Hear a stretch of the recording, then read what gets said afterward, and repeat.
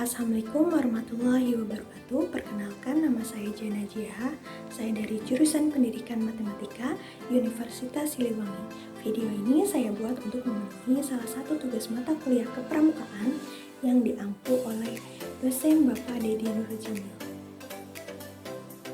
Siapa sih yang tidak mengenal Kamasudi?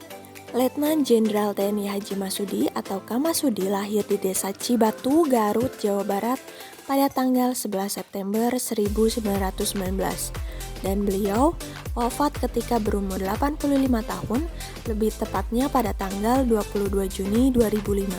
Beliau adalah sosok penting ketika cabang-cabang pramuka menyebar di seluruh wilayah Indonesia. Pada tahun 1961, Kamasudi menjabat sebagai Ketua Majelis Pembimbing Pramuka Jawa Barat.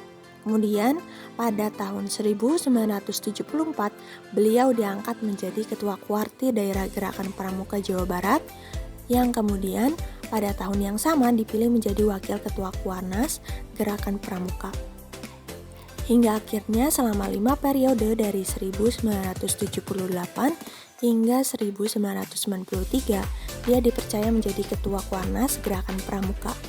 Beliau mendapatkan posisi sebagai Ketua Kuarnas setelah melepas jabatan sebagai Ketua MPRS pada tahun 1967 hingga 1972.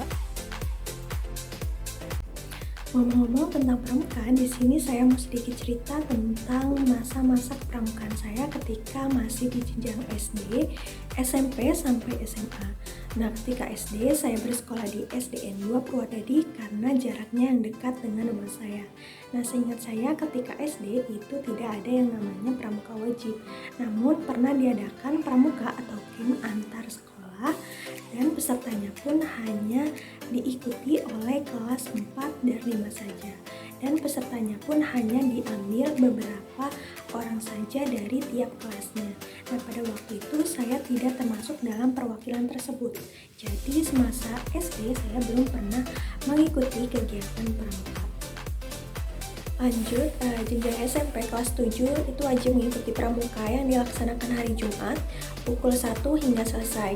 Nah, untuk rangkaian kegiatannya itu seperti ada upacara pembukaan, kemudian akan dibimbing oleh pembimbing masing-masing untuk diberi materi seperti sanding morse, tali temali, dan lain-lain. Nah, untuk di akhir kegiatan itu biasanya ada upacara penutupan. Nah, untuk upacara penutup ini hanya dilakukan di acara-acara tertentu saja.